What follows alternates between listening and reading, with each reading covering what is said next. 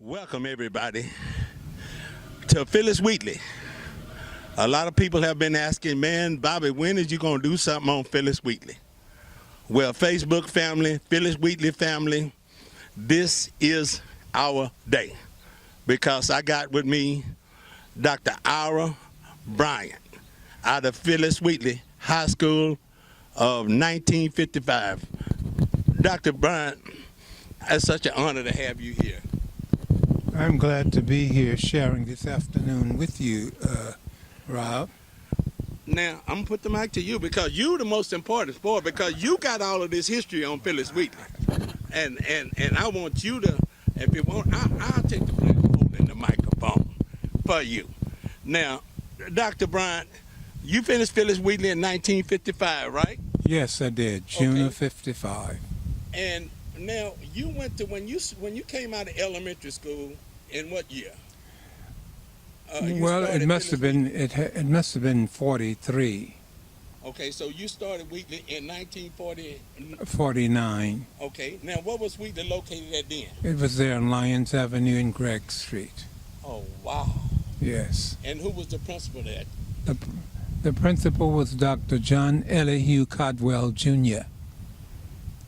And he was the principal there at Wheatley. He was there at Wheatley High School. Now, when you started going to Wheatley High School in the 7th grade, right? Yes, I started in the 7th. At this time, Wheatley was the largest high school in the country. Y'all had more people going to Phyllis Wheatley than anywhere at any high school in the country. How did that work? You know, you was telling me about the shifts. Exactly. You're right about that. Okay. There were 3 shifts. Mm-hmm. The low 7th went from 7 to 12. Mm-hmm. The high 7th went from 7 to 5. Mm-hmm. And the 8th through the 12th went from 8 to 3. Okay. Now, a lot of these young people don't know about low and high, which is now we call midterm and the fall and the spring semester.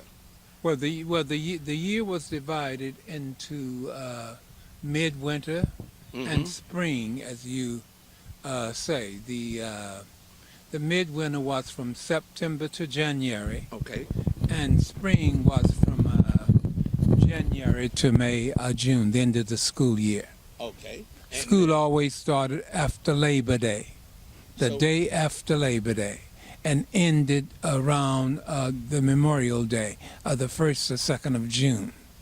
Right. Now, that was a complete year. Yes. Okay. Now, at the same time, at that being a complete year, and we had the fall semester who came out in January, which was part of the high. Now, they came out in January. Yes, Okay. yes. And then the spring semester, they came out in, like you say, in June. Yes, and then there was summer school as well. And then you had summer school to make up for extra credits. That's how a lot of kids that graduated, especially during my generation, they went to summer school so they can graduate during the spring. Yes, they went to summer school so that they could advance. More extra time to be able to enjoy their summer. So yes, so they could. Yeah, they went primarily to advance, particularly.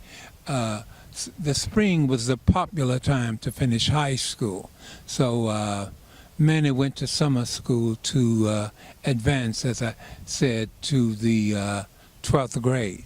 Okay, now the 12th grade did not begin until 1947 in Houston HISD.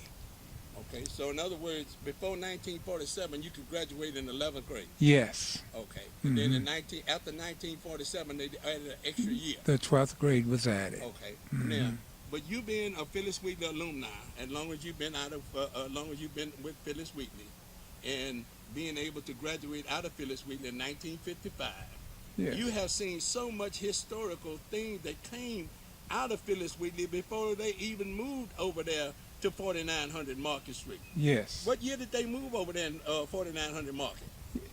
Yes, I am very much a proud alumnus. The last class to graduate from the Gregg Lyons Avenue location was the spring class of 1950. Okay.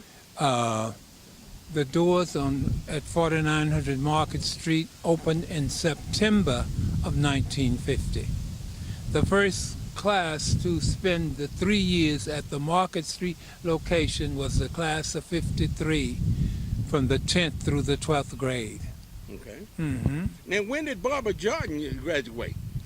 The Honorable Barbara Charlene Jordan graduated number 3 in her class of 1952. Okay. The valedictorian of that class was Joan Nell Martin, and the salutatorian was the first black city attorney of Houston, Otis Harold King. Okay. Now, with you coming out, Barbara came out 2 years before you did, because you came out in 55. Actually, 3. 3 years. Okay. Yes. Now, as far as Wheatley was concerned, and all the people who came out of Wheatley, because at that time when you graduated, it wasn't no Cashmere. Everybody that lived on the north side, they had one school to go to, and that was Phyllis Wheatley. That's right. So all the people that stayed out there in Fifth Ward and Cashmere and Trinity Garden, well, there wasn't no blacks staying in Trinity Garden and Cashmere Garden anyway. Yes. Is that right? Right. Yes. But all the blacks that stayed out there in Pleasantville, Clinton Park, and all, even out there in the Heights and Studewood, yes, all of them had to go to one school, and that was what? Well, some of the kids who lived in the Heights went to Booker T. Washington. Okay, but and some came to Wheatley, of course. Wheatley had Wheatley had a strong faculty in every curriculum. So the popularity of the faculty had grown, and many parents who lived in those various areas outside of the boundaries were Wheatley graduates themselves. Okay. And they wanted to continue that strong tradition of developing Wildcats. So they pushed their kids to go to Wheatley as well. Okay, now you said a lot of kids out in the Heights went to Booker T. Washington, but Booker T. Washington was located in Fourth Ward at that time. Yes, it was. So they didn't. The closest really schools to them to go to, they was in between Booker T. Washington. It was in. The people that lived out the Heights, they was between Yates and Yates and Wheatley. Yes. They was in between. Yes. They go on one side, they go on the Yates. They go on the other side, they go on the Wheatley. Yes. Because at the time, Booker T. Washington was not in Studewood when you graduated. No, it was on West Dallas. Right, and you only had 3 principals at that time, which were Dr. Caldwell of where you was at, and Mr. William Holland over at Yates, and Dr. Bryant that was over Phyllis Wheatley.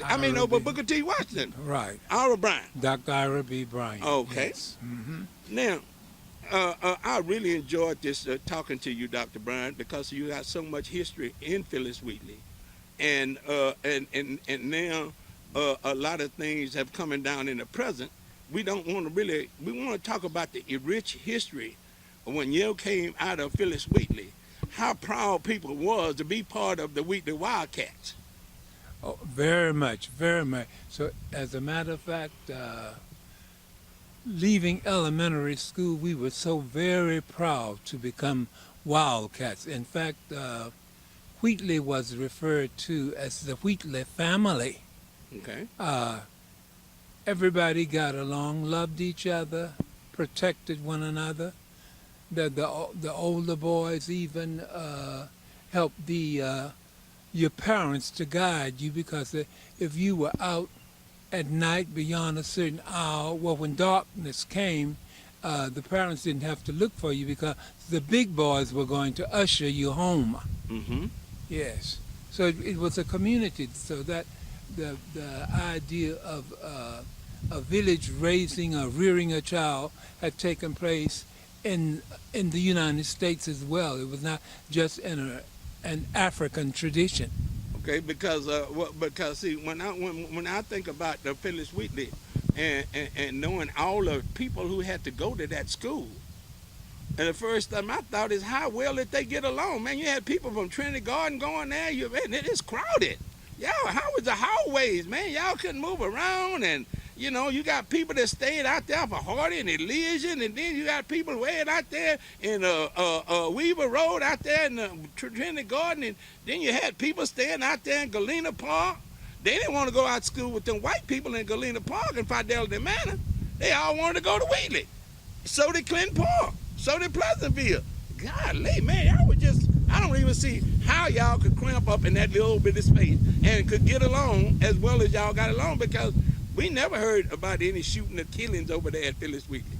Nor did you have dogs and security. No. Well, there was zero tolerance at Wheatley.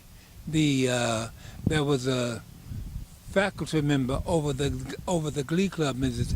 Maddie Elaine Overton Roberts. She was as strong as any man. Uh-huh. And I've seen her come up and buckle some of these jocks, demanding that you don't walk the hall with your hat on. Walking the hall as these teenagers do now with no belt and so forth was an unheard thing. Nobody saw what the color of your underwear, a male's underwear, and that kind of thing. You had pride yourself. Now, let me ask you this. You're right. Now, due to the fact that all of this security at Wheatley and and I'm coming on the south side on 3rd Ward, I'm Jack Yates, and all we ever hear about is bloody 5th Ward. Man, them people killed. They cut each other up like meatballs out there. They cut each other up like salami and summer sausage and cheese. Man, they cut you up there. And why they don't talk about Wheatley being fighting? The only time they talk about Wheatley fighting is when they played the Turkey Day game, when they had to fight against 3rd Ward. You know, and you know, as we talk so much, there's so much history, and it's not going to be the last interview we do with Dr. Bryant. And I want to thank him, to all of my Wheatley alumni people on Facebook and on the YouTube for having him here. I want to thank God for letting him be here to talk to us, because we don't know. And the white people ain't finna tell us this. And we ain't going to be able to Google this up. So let's just, while these people are still living, God has blessed him. Dr. Brown, you what, 81, 80? I'm 81. I knew I was on the money. I knew I was close to it. A blessed 81. You see, one of the charter faculty members, Mrs. Ilma Lawrence Smith, who wrote the words to the school song, The Alma Mater, taught Latin. And every day she had some kind of historical fact about Wheatley written on her board that we had to commit to memory, and often some of these facts or statements were a part of her tests. So the spirit of Wheatley was just instilled in us. Okay. Aside from the fact that many of us had older siblings, the faculty had taught many of these older brothers and sisters. There were 13 of us, all 13 of whom are Wheatley graduates. So we were just strong in Wheatley. In fact, in elementary school, we looked forward to being promoted to the 7th grade, so we could wear that royal purple and white. Wow. That what you said, that royal. Let people know this is royal purple and white. What purple stands for? Because this purple used to stick out on me, and I could see it on Thanksgiving game over there on Cullen side. This purple and white, everything purple and white. Even people went to Cashmere, they had purple and white. That's right. Purple and white represented the north side. It That's just didn't right. necessarily represent Phyllis Wheatley. It represented the whole north side of Houston. That's right. And if I would tell people that today, they say, well, how you know? Because I was there. And I seen all them people didn't go to Wheatley.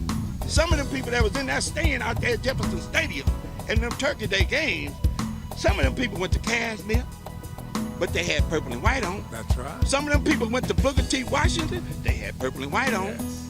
And then you had your regular Cashmere, your regular Phyllis Wheatley. Yes. Everybody had they purple and white. Yes. They lived on the north side. Seemed like somewhere down the line they'll find some purple and white to wear on Thanksgiving game. Now they might not wear it the next day, Right. but on Thanksgiving Day, they going to the Turkey Day Classic, and they gonna sit on the north side where Wheatley sit at. They gonna have purple and white. That's right. That's right. And when you was coming up, it wasn't no Cashmere. No, there was no Cashmere. It wasn't or no E.O. Worthing. Smith. There was no Cashmere or Worthing High School.